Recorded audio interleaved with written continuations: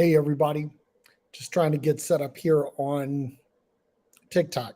Bear with me for just a moment. For some reason, my screen flipped. There we go. All right, so now I hit go live there. And welcome once again, Unreligious. Unreligious. I'm Derrick Day, in case you don't know me, but that's not important.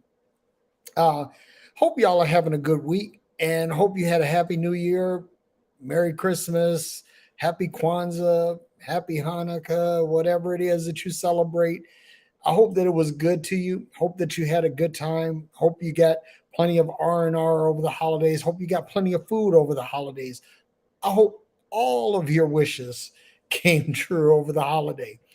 But I want to talk today about God, because God is a really funny thing, is a really funny concept. Basically, the Christian narrative is that God pre-existed. Before anything else existed, God existed. And I get it because, listen, like many of you, I was there up until maybe 2, 3 years ago. I was there. I was all in. I was all about the God narrative, all about the Bible narrative, all about Jesus, all about, I mean, listen, I was all in. I was all in. But then I went through a shift. I went through a metamorphosis, and I discovered that everything that I believed basically was bullshit. Now, I'm not going to go through the details of how I got to that because that's another discussion for another time. But the thing that I want to talk today about is,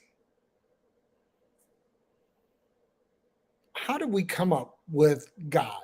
And here's the thing, like the Christian narrative is, again, that God is pre-existing, and pretty much all of the Abrahamic religions, whether it be Christianity, Islam, Judaism, they all kind of believe that the God is pre-existent, that he was there from the beginning, is outside of time. But one of the things about humanity is that humanity has come up with these different explanations for things. You know, the Norse people, when they didn't understand thunder and lightning, they created Thor, the god of thunder. Now, here's the funny thing about that is that when we talk about Thor being the god of thunder, nobody bats an eye at that. It's part of the MCU, the Marvel Comic Universe, and everybody's cool. Everybody's on board with that, right? But, and somehow it's okay that Thor is created. And then we have things like the Easter Bunny, Santa Claus, the Tooth Fairy.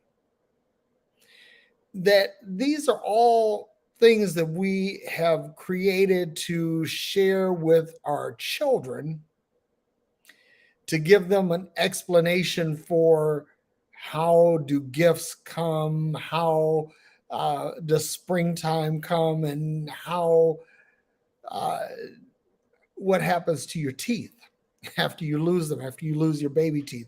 And so we come up with all these good stories, these good myths.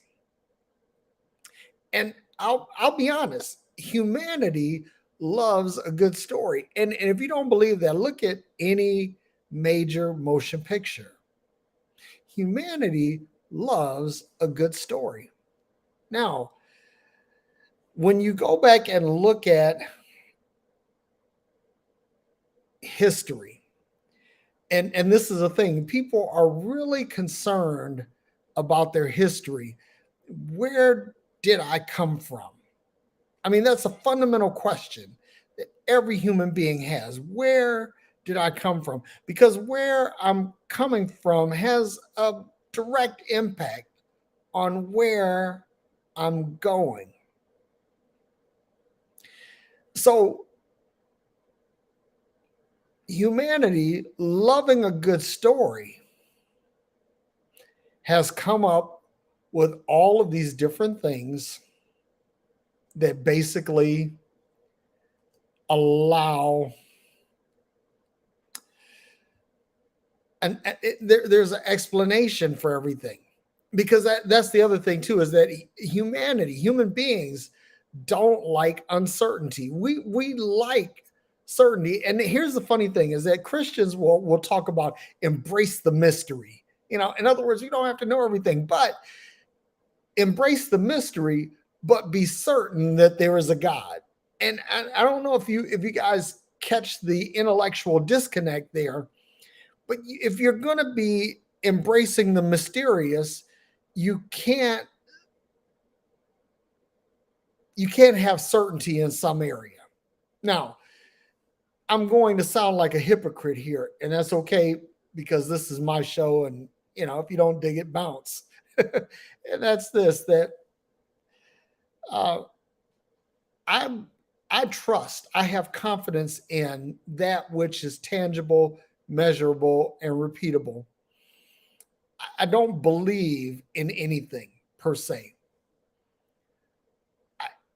If I can either detect it with my senses, my five senses, or some sensor, then I can say, okay, this is something that I can detect its existence. Then secondly, measurable.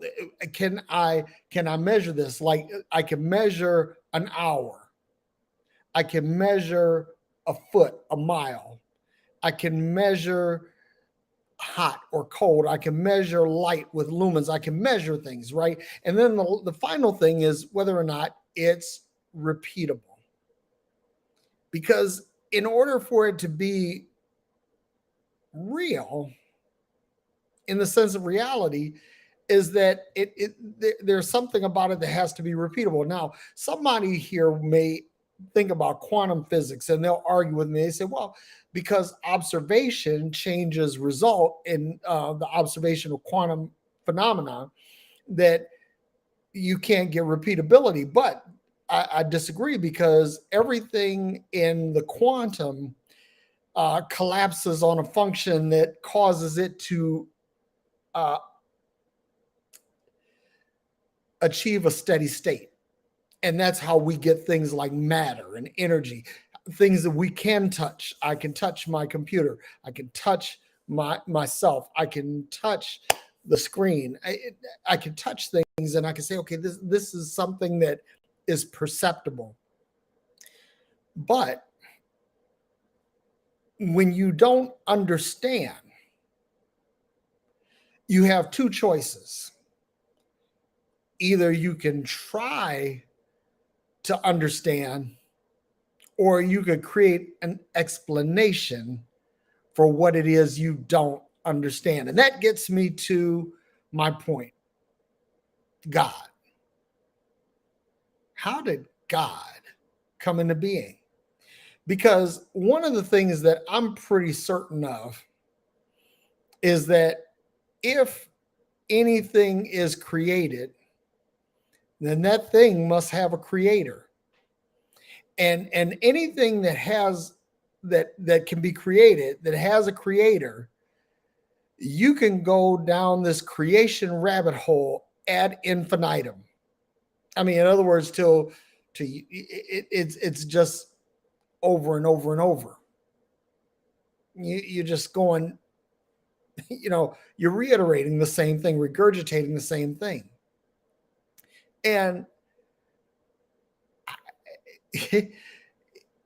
I just cannot grasp the notion of a creator. Now, watch this. People will say, well, the universe is a thing, and this thing must be created because all things have a creator.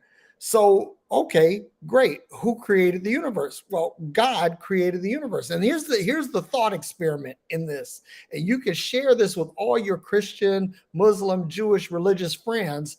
And honestly, you're not going to get a whole bunch of blowback from people that practice Judaism. You're just not. There, you're just not. But for your Christian and Muslim friends, they're going to say, well, okay, God created everything. And this is the thought experiment. Who created God? And who created God? And who created God? Who created the God of God? And you and again, you can just keep on going, and it becomes an infinite loop. The reality is that humanity created God to manage humanity's own insecurities, to manage humanity's uncertainties. That's where God came from. That's the purpose of God. And watch this. So in the creation of the story of God, creation of the narrative of God, that God operates outside of time, God is infinite, and all of this. So therefore, when we check out of this mortal realm that which we know of, right, that we must go to some mythical afterlife. And that's the thing, right? Because humanity does not understand what happens when you die. And that's a huge thing. This is a big unknown because, like, look, we can understand a whole bunch of shit. We can understand where we were born, where we went to school, where we work, who we're married to, how many children we have, how many children am I? You know, you could kind of get some certainty about those things, but it's like at the end of the road is the end of the road. When you get there, you die. Now, I don't purport to know what happens after we die, except you know this much. You know that you will cease to be breathing. And that everything that you know about this realm, about the realm of the living, that you're not going to operate in this anymore. And so the other thing is that we create God so that we have some hope for what happens on the other side. And this is important. And it gives you something to hold over the head of the people you don't like. Because now you can say, all right, dude, you don't believe, so you're going to hell. And this creates an us versus them mentality here on this side of death, on the living side of death.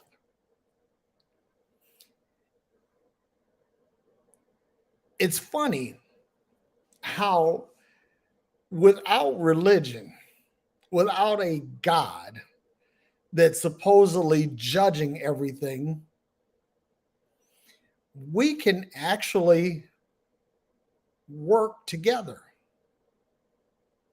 We don't have to build walls of separation. And I'm going to tell you something. Religion is the chief wall builder. Religion builds more walls than Donald Trump has in a wet dream. Religion separates men from women. The religion separates ethnicities. Religion separates sexuality. Religion separates culture. And no matter what religious book you read, there is some us versus them in it. There are the good guys and the bad guys.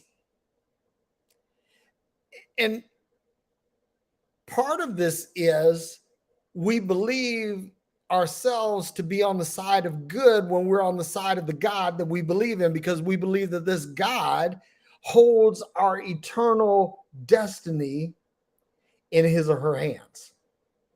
So you best be pleasing God, or else he'll remove his hedge, remove his protection, remove her sustenance. And this is a funny thing. Uh, People, again, I alluded to this early in the show. People say, well, God created the universe. But as near as we can figure, by our little finite understanding, the universe has always been here. See, people think, oh, with a big bang in the beginning, bang, everything happened, right? You got to understand how the whole Big Bang theory works. The Big Bang theory assumes that everything came from a singularity, that all of this energy was stored up into this golf ball size beginning, and it just expanded. Boom. Now, here's another thought experiment for you. Right now, take a deep breath and then let it out. In, out. Now, what you've just done here is you may have potentially created a universe. Why? Because you drew in some air, and that inhalation collapsed into a function of oxygenation of your body. And then you exhale carbon dioxide and other gases that are in your body. Now, what's in that breath? Everything around you, right? And what's in that exhalation? Everything that was within you. Now, imagine this for a minute. And again, I'm not saying this is scientific fact. I'm just saying, give it a thought. Think about it for a minute. Suppose the universe had expanded to its fullest capacity before time began. And then, just like a breath, an exhalation, an inhalation, or just like an expansion, a contraction happened. And so, once this energy contracts upon itself, what is it going to do? Well, if we think about it in terms of atomic energy, or even something as simple as a breath, what comes in goes out. So that's my theory of the universe. But let's just suppose that the universe is alive. Then that means it's going to grow, and it's going to achieve its maximum potential, and then it'll shrink or contract. And once it contracts, it comes down and it collapses into a singularity, and then boom, explodes.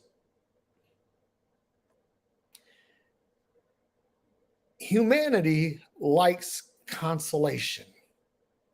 We like to have this feeling of comfort. And this is where gods come from, because a god, knowing that a god controls the rain, gives me comfort when I don't know where rain comes from. Believing that there is a God gives me comfort when my child dies and I don't understand diseases or uh, uh, other dysfunctions of the human body. God gives me comfort in that. When I don't have the means to provide for my family, God helps me through that because it's giving me, it consoles me, it comforts me, it gives me consolation about the things that I don't know. So watch this. We create stories to comfort, console, and to also help us get our mind wrapped around the things that we don't understand. Now I'm going to tell you a story. This is a moment of transparency. When I think I was 10 years old. Yeah, 10. And uh, for that Christmas, my mom bought my brother Brian and I electric guitars in hopes that we would discover music and be the next Jackson 5. And it was awesome. I remember going to the library and getting guitar books and learning to pick this thing and mess around with it. And never really got serious with it, but I played. And my brother Brian was as diligent as I was, and we played and we enjoyed this, right? But we also made a mistake in sharing our good fortune with others. In other words, inviting your friends over to see what a cool new thing you have. Well, suffice it to say that we got these on Christmas. It's Christmas 1973 because it was the year after my grandmother passed. Oh, Christmas 72. Sorry, Christmas of 72. The year after my grandmother passed. That much I do remember. But anyway, I'm going somewhere. Y'all bear with me for a minute. We shared our good fortune with our friends and let them even pick them up and strum on them, play with it. And guess what? In February of 73, someone broke into our house and they stole every fucking thing. Everything. Everything. They even took the fucking toaster. They took everything. And I'll never forget, we called the police to report a burglary and all of the good stuff, all the things people do when their homes get broken into. And I remember seeing my mother broken down in tears. She was crying. And my stepdad had his hand on her shoulder and he's consoling her. And so I went to my mom and I got down on my knees right before my mommy and I said, Mom, don't worry. It's going to be okay. Santa Claus is going to bring us new guitars. Now, mind you, these thieves, they were fucked up because they took all of our Christmas toys. I mean, when I tell you they took everything, they took everything. They took some of our clothing. They took toiletries. I mean, they cleaned us out. And my mom, I'll never forget this. She looked up at me and she put her hands on my face and she said, Baby, there is no Santa Claus. She said, I bought you those things. And my world, I'll never forget it. It was like I was in this surreal moment, like in the movies, when the camera pans around you and you're like in this spin zone. That's how I was. I couldn't believe that what had been the source of my Christmas joy was now snatched from beneath me. And I was devastated. My brother Brian, my sister Michelle, we were all devastated. It's like all of a sudden there's no Santa Claus. So there's no Santa Claus. Does that mean there's no Easter Bunny? Does that mean there's no Tooth Fairy? All kinds of questions come up. But but my mom would trust in God. Now, God saw that burglary happening, and he knew our doors were locked. He knew the vulnerabilities. And here's the thing: if God knew all of these things and he's omnipotent, omniscient, he could have stopped it, but he didn't. Now, mind you, a home burglary is small potatoes in the big picture of humanity, because see, there are people that get raped, sexually abused, physically assaulted, tortured, maimed. And the religious people will say, well, everything happens for a reason. And then they say that well, this reason is, God has a plan. And here's the thing: if God has a plan, if God exists and God has a plan, God's plan is fucked up. It's full of holes. And if someone like that is in charge of planning things, then that person also must be fucked up. That's a tough pill to swallow, but let me tell you something. It was a long journey from my 10-year-old self to my 58-year-old self. Because in that space, I was convinced that even though Santa Claus had been proven to be a myth in my life, that the Easter Bunny had been proven to be a myth in my life, that the Tooth Fairy had been proven to be a myth in my life, that somehow I was supposed to trust this God who couldn't even stop a break-in at 14920 Tullar.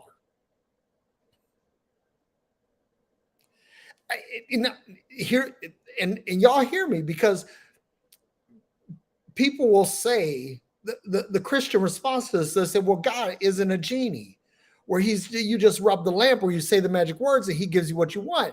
Well, look, okay, if God isn't a genie, give me a fucking genie.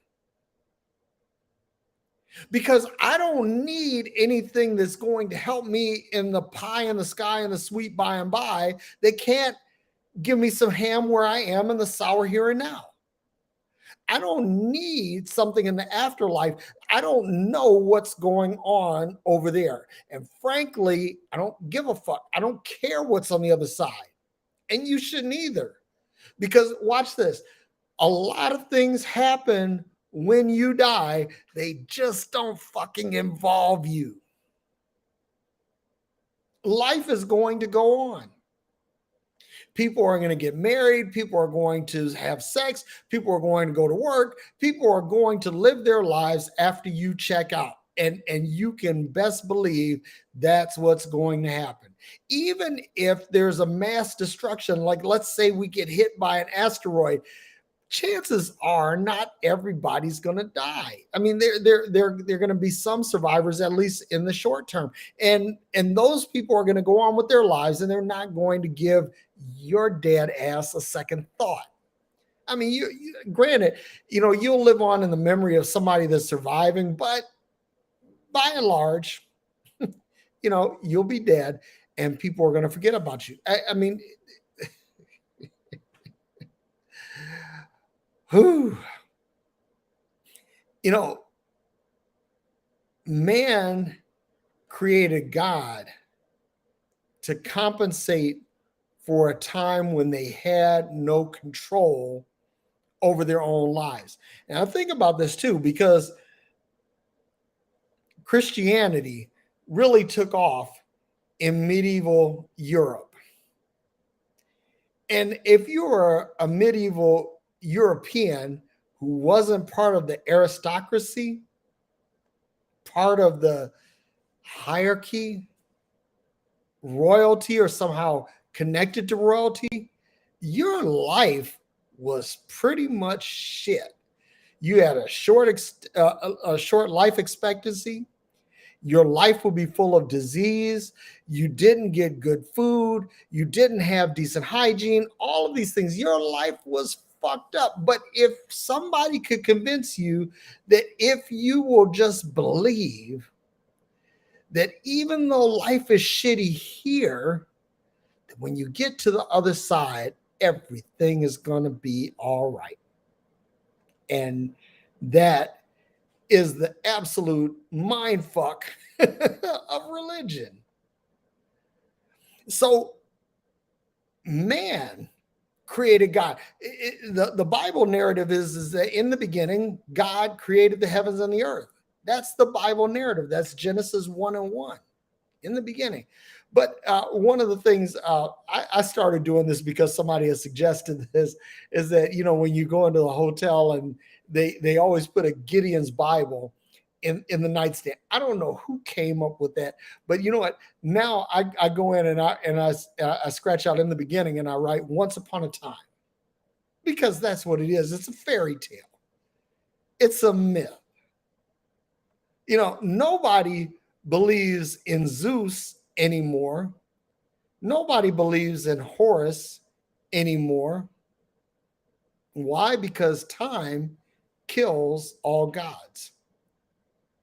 Eventually, people wake up to the realization that they control their own destiny, that they are responsible for their own deeds and misdeeds, and that there isn't some magical sky daddy who is either A, going to come and bail you out of your situation while you're here on earth, or give you some reward because you kept the faith. It's not gonna happen. And again, it's funny how I used to look at my life and see how I was blessed, and I would attribute this to my faithfulness, because I was faithful to God and had fidelity to the scriptures. And because of this, I was living a good life. I lived in nice homes. I drove nice cars. I had good jobs. I have a beautiful family. The good things happened to me. But then I saw other people who were as faithful or maybe more faithful than me. Because see, that's the other thing. You have to look at things objectively, and you have to say, okay, what about somebody that's got it going on more than I do? Why aren't they experiencing the blessings that I am? And it's because they're at a certain level, you have taken control over your own destiny. I chose my career path. I chose my educational track. I chose where I was going to live. And these choices had results. There was an impact of my choices. My choices influenced and informed my future, my destiny. And the same thing with you. This is a funny thing. I look at a lot of Christian gospel singers and artists and how they will say, man, you know, God has blessed me. God blessed me with this talent. God blessed me with this record deal. God bless me with the life that I'm able to experience because of my talent. But having been a pastor and a bishop, which is a pastor to pastors, and having visited thousands of churches in the United States and around the world, I can tell you that there are some gospel singers, musicians, poets, and other artists that are more talented and more gifted than many of the people who spend their lives in the limelight. Now, if God is just, that he would do the same for the people who are laboring in a church in Rogers, Arkansas, as they are to someone who's laboring in a church in Houston, Texas. See, a lot of it has to do, a lot of it has nothing to do with your talent. Because look here, when you're a boxer and you're the champion of the world, there is someone out there that is waiting to whoop your ass. And they have all the talent, all the training, and all the ability. What they lack is the opportunity. For every singer who's selling millions of records, who's making appearances on television shows, who's getting awards, there's another singer that is waiting to dethrone them, to knock them off their square. And the only thing that they're lacking is opportunity. Now, there are some opportunities that are given, and that there are some that they are created. You cannot just sit on your blessed assurance and wait for things to happen. You are the captain of your own ship. You are the master of your own fate. Now, there are things that happen that you have no control over. Systemic racism, sexism, classism. These are things you have no control over those things, but you have absolute control over how you react to those things.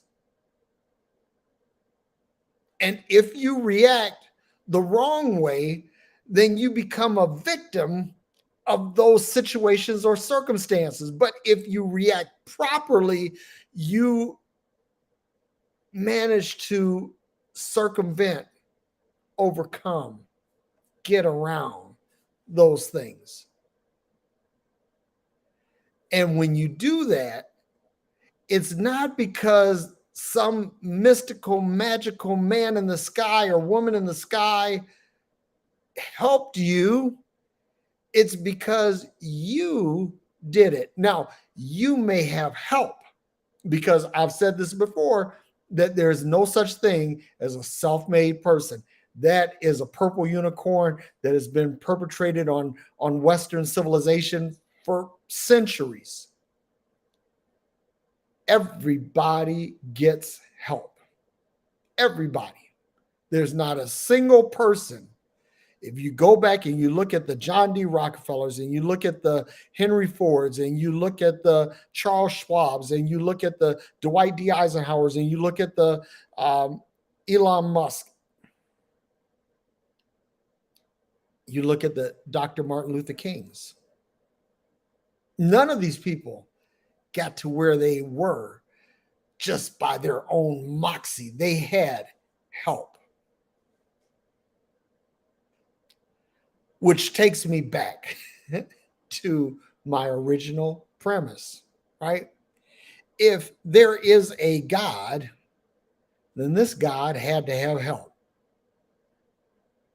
Because if he didn't have help, then let me put it this way. If he has help, he's not omnipotent, not omniscient. And if God exists, he's not omnipotent and not omniscient, because even the people who believe in him still suffer.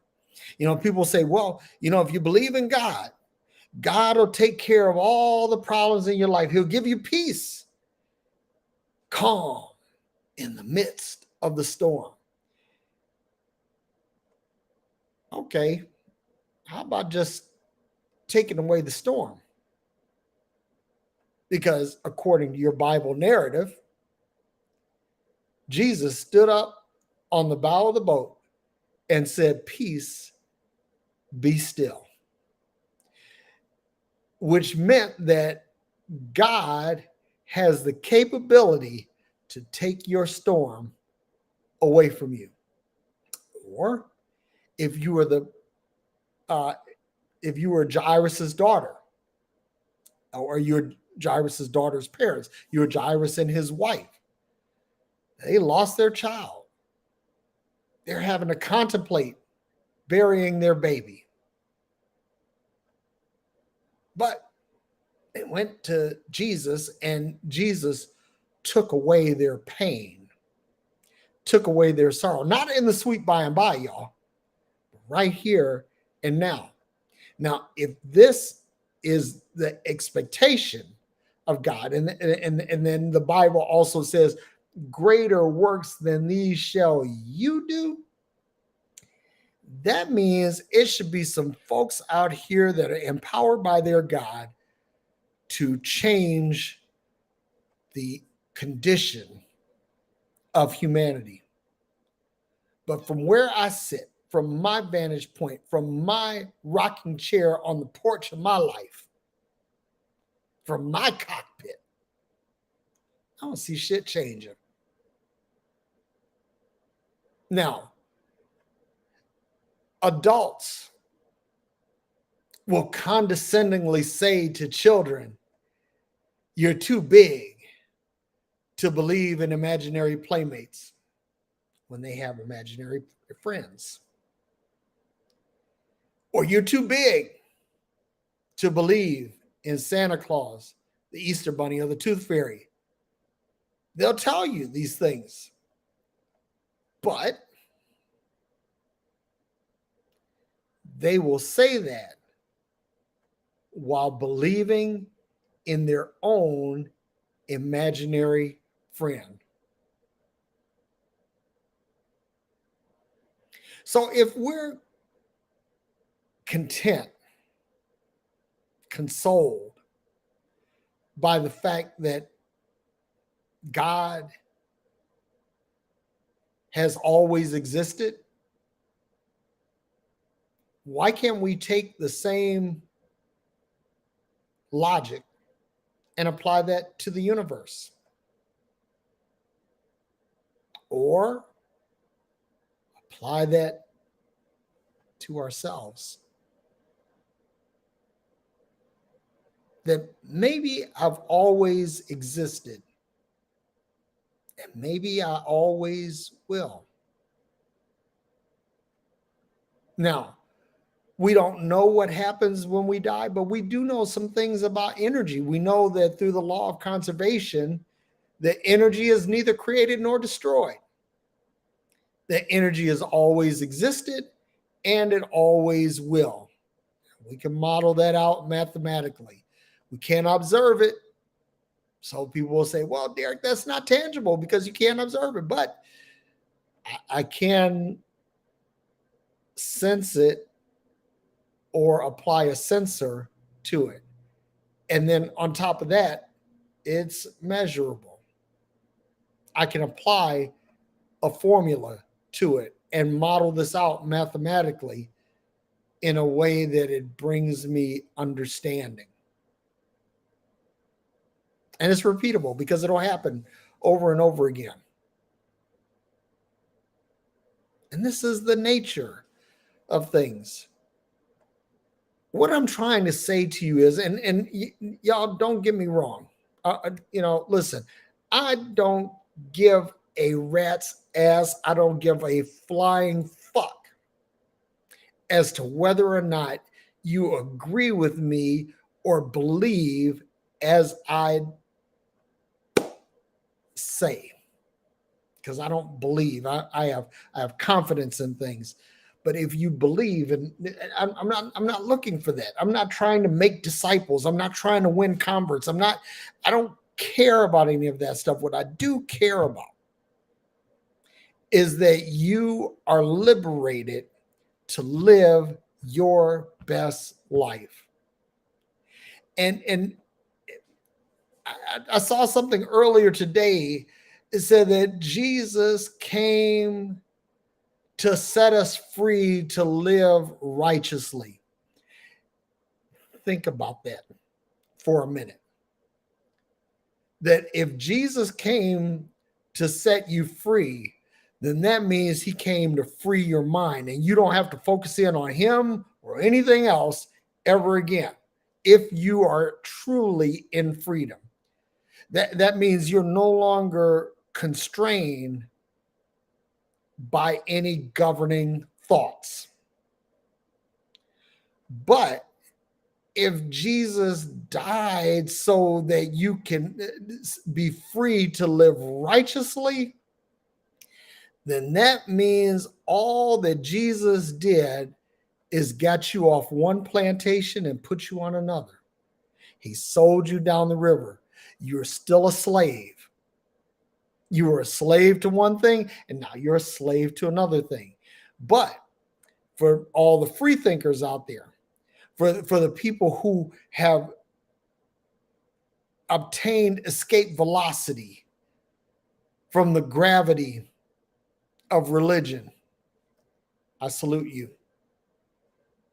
Because you, my friend, understand what it is to operate in true freedom. And that's really the purpose of me doing it. Listen, if I tell people, like in the book by Simon Sinek, Start with Why. You have to understand your why. And hear me now. Your why cannot be external.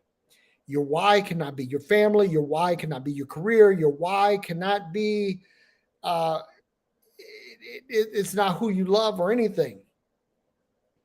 Why is the thing that makes you get up out of the bed every day. And if you're getting out of your bed for your family every day, or for your job every day, or for your loved ones, or for for your God, for something external, you are going to live a life of consistent, repeated disappointment, because your why doesn't start from within. Why is an inside job. So my why, the thing that gets me out of bed, is the joy that I get from seeing others walk in freedom. Real simple. Real simple. And it's not the people walking in freedom that really gives me the joy. Because I have joy whether my message is ignored or not. Because my why is within. It is the ability to share that knowledge, share that wisdom, share that information. That is my why.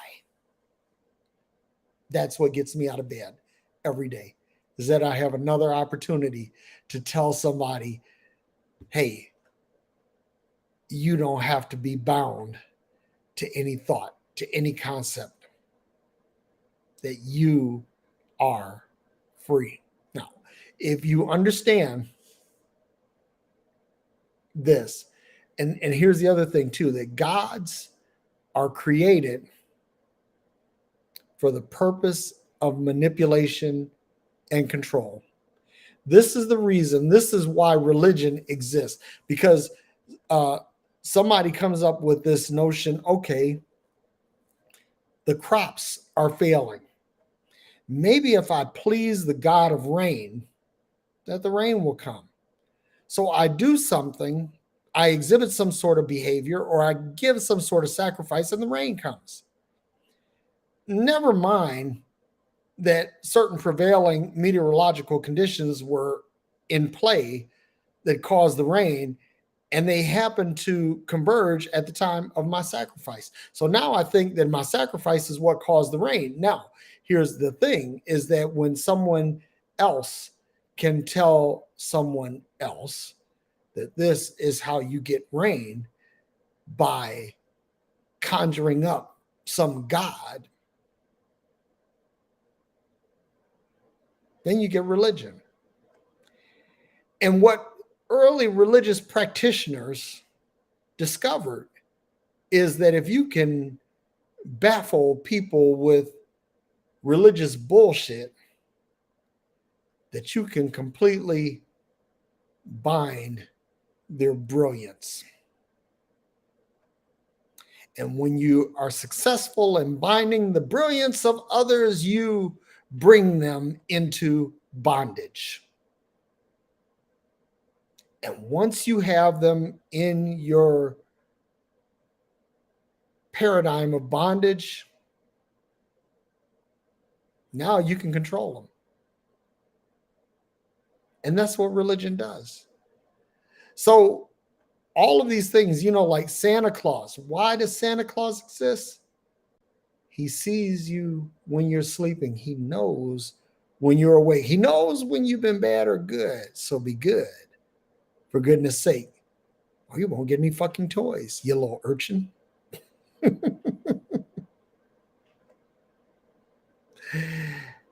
Manipulation and control. That's it. That's it. So if you're watching this via YouTube, make sure you click subscribe and click the bell for notifications so that you are aware of when these shows happen. If you're on Facebook, make sure you subscribe. Like my Facebook page, Derrick Day Multimedia. And also, if you're on, I'm hoping that this is on Instagram. I did something with a tool that helps to broadcast on YouTube, and I'm hoping that it worked. I can't really see it, so I don't know, but I'm hoping that it does. And if you're on Instagram, make sure you like and subscribe. And for you TikTokers, hey, the algorithm rewards the people who get likes, so please click like, click some hearts, get some hearts going, because this is good shit. Not because I say it's good shit, but because it's good shit. And if you work on it, it will reward you. Now, I got to share something here. I've been doing something this week. I fasted. I've been fasting since 9 p.m. Sunday night.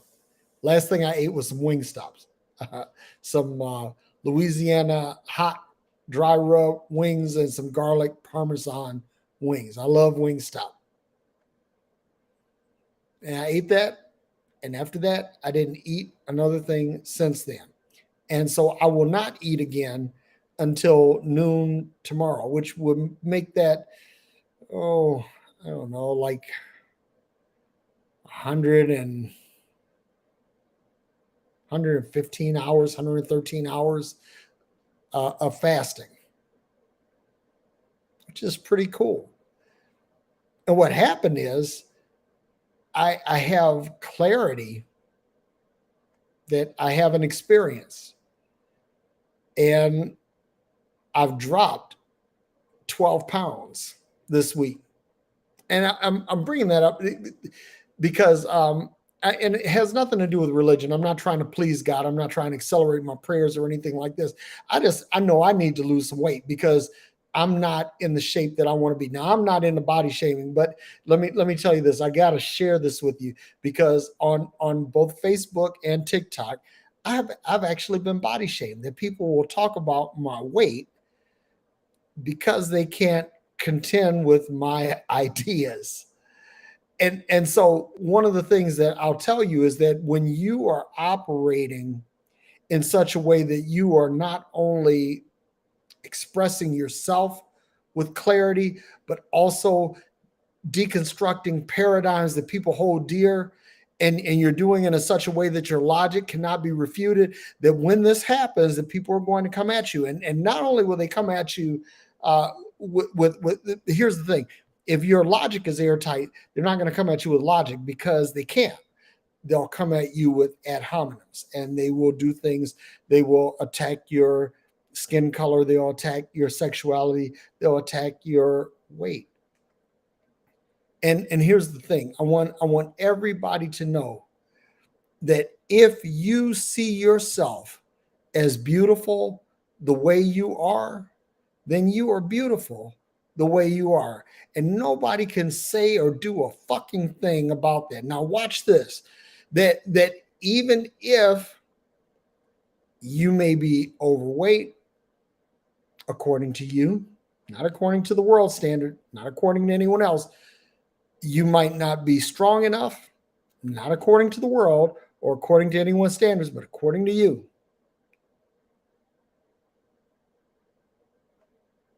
You may be disorganized, not according to the world, but according to you. Here's the thing, that if there is something changeable about you, you can change that. And that's the moral of the story. However, you can't change stupid. Now, you can change unlearned. You can change ignorant. But you can't change stupid. And stupid, it has nothing to do with intellect. It has everything to do with your mindset. And whether you are galvanized against hearing something that will upset your mental, emotional, or spiritual apple cart. So I'm going to take a break here, and I'm going to throw the link to the show out here. For you TikTokers, you can't do this. But if you're on TikTok, well, that's the thing. If you're on TikTok and you want to join in, you could join and you could request to join the broadcast. I guess it's the same thing as Facebook. But on Facebook or YouTube or Twitter, you could click the link and you could join in on the restream, and everybody can see you. The thing is about TikTok is that if you join in on TikTok, only TikTokers can see you. So until there's a time when we can actually incorporate restream into incorporate TikTok into restream, then we're kind of stuck. So anyway, I'm going to go ahead and put this link out here.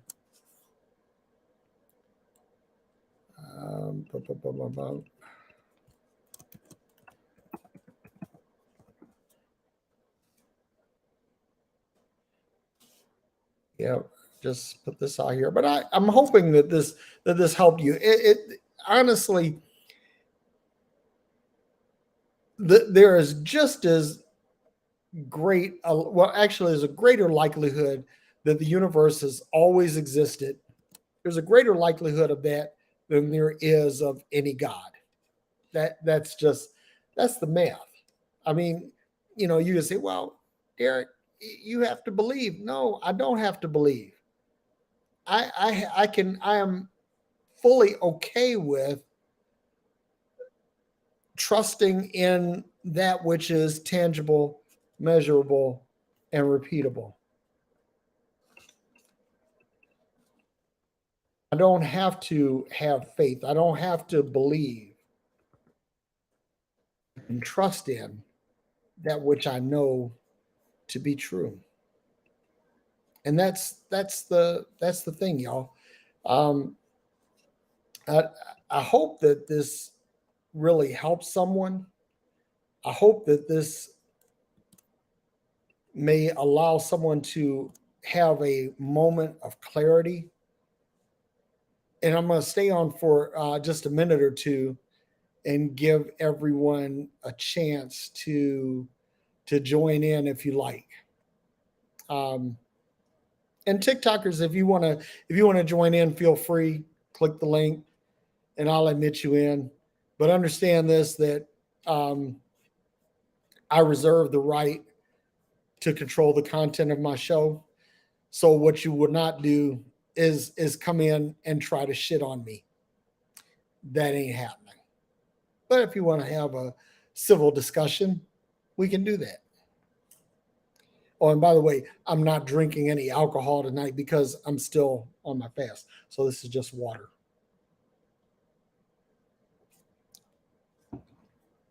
Yeah, there's something about that that basically your body goes into ketosis, and you produce ketone bodies, and these ketone bodies will begin to consume the fat in your body. And so I actually have a scale that measures not only your weight but your body fat, your skeletal mass, your skeletal muscle, and your water saturation.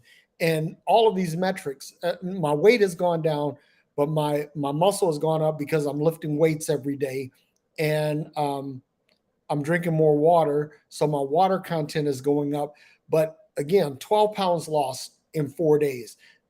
But before, listen, this is not. You make sure that before you try this, that you get the advice of some medical professional. Don't just strike out on your own.